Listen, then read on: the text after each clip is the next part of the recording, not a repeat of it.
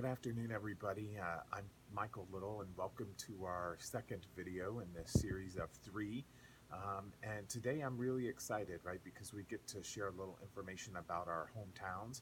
So if you remember from my first video, my introduction video, I told you that I was from San Diego, California.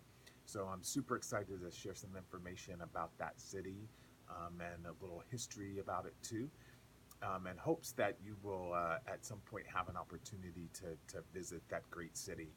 We'll talk a little bit about the population there and the demographics and the educational institutions that are there.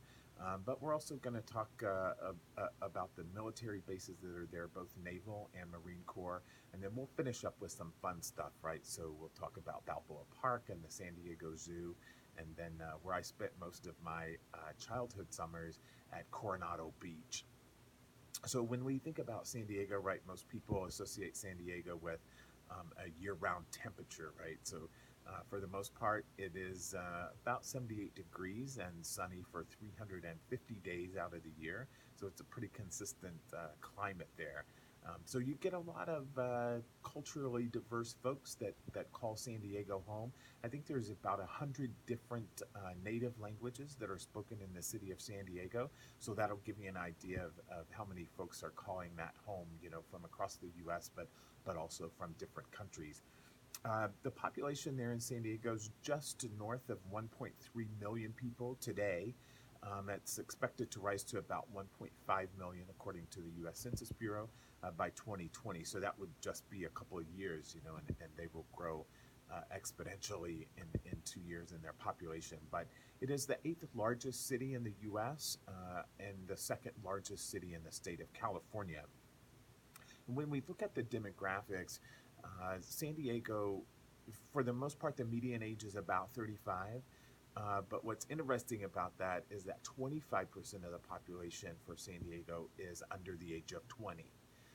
And so there's a huge correlation there to that statistic correlating to the educational opportunities that are there in San Diego. So San Diego is home to San Diego State University. But more importantly, it's home to the University of California at San Diego. And that university is ranked number 3 in the U.S. for public education. So that would be public colleges. They're ranked number 3, which is impressive, right, for the city of San Diego. It's a great school. It's home to the second largest public school system in the state of California, and it houses about 335 private institutions. And that would be middle school and high schools and preschools also included in that 335 private school systems.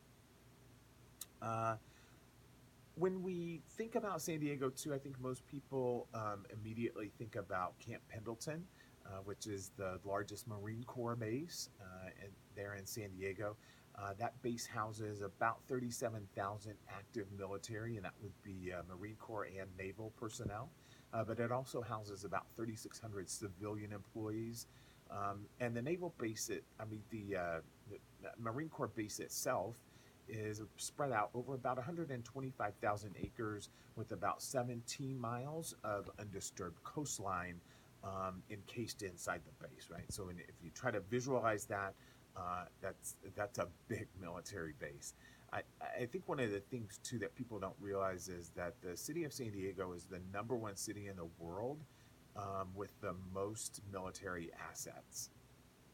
So I think that would be a surprising statistic, I think, for some folks to realize that there's that many people there in San Diego.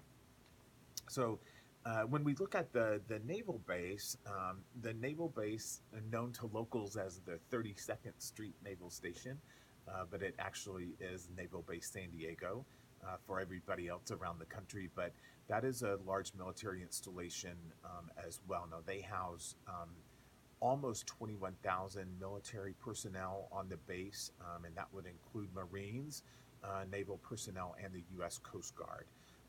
And they house about 6,000 civilian employees at the naval station there. So there's a huge military presence there in San Diego, and If you ever get a chance to go to San Diego, the Naval Station really is breathtaking, right? It's spread out over about 325 acres of water, and there's 13 piers there that are pretty massive and pretty breathtaking if you ever get a chance to visit that.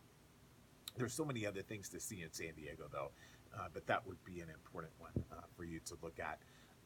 Another one, obviously, is the San Diego Zoo, right? So I think when people think about San Diego, thanks to the Tonight Show with Johnny Carson and all the hosts after him, the San Diego Zoo really got to showcase what they do best and the variety of animals that they house there at the San Diego Zoo. I don't know that you could see everything in one setting.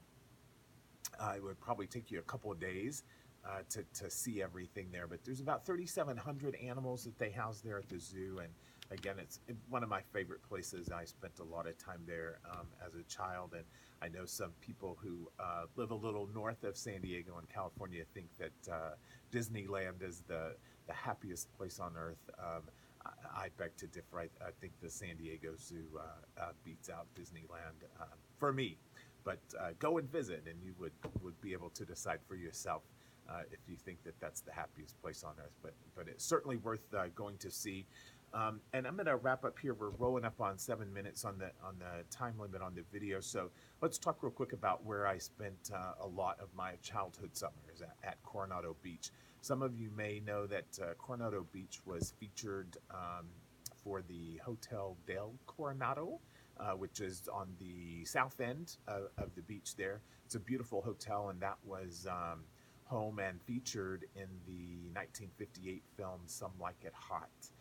That was a Marilyn Monroe film, and there was some other stars in it, but that Hotel del Coronado was featured in that film, and so it's kind of famous there at Coronado Beach. But it really is one of the most beautiful beaches. If you never get an opportunity to come to San Diego for any other reason, I would encourage you to visit Coronado Beach. It's probably one of the most peaceful places that you'll ever find.